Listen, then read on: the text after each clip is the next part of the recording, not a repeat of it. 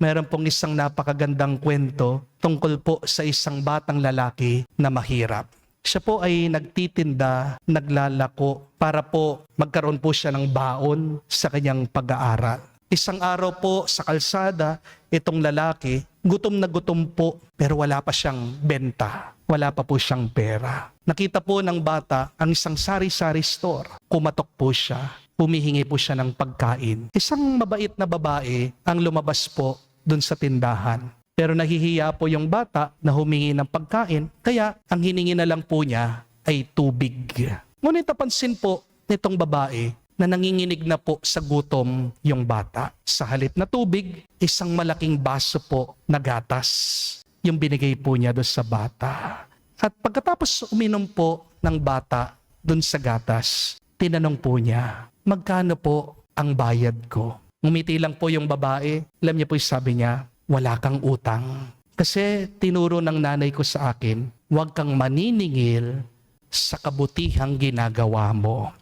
Lumipas po ang maraming taon, nagkasakit po yung babaeng iyon dahil tumanda na po siya. Nandun po siya sa hospital, kailangan po niyang maoperahan, pero natatakot po siya kasi baka malaki po yung bill na babayaran niya. Siya po ay inoperahan at nung pagkagising po nitong babae, may nakita po siyang sulat sa tabi ng kanyang lamesa. Isa pong bill ng hospital. Naka-X po yung pong presyo, yung pong singil. At nakasulat, bayad na po sa pamagitan ng isang basong gatas. Paid in full through a glass of milk. Yung po palang doktor na gumawa sa kanyang operasyon, yun yung maliit na bata na pinainom po niya ng gatas.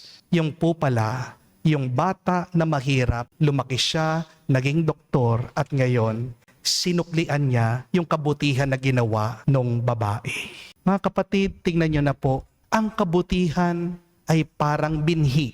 Hindi po ba? Your goodness is like a seed. Maaring matagal bago mamunga yung kabutihan na pinapakita mo. Pero yan nakikita ng Diyos. Ang kabutihan na tinatanim mo, yan ay binabantayan ng Diyos. Hindi mawawala yan sa mata ng Diyos.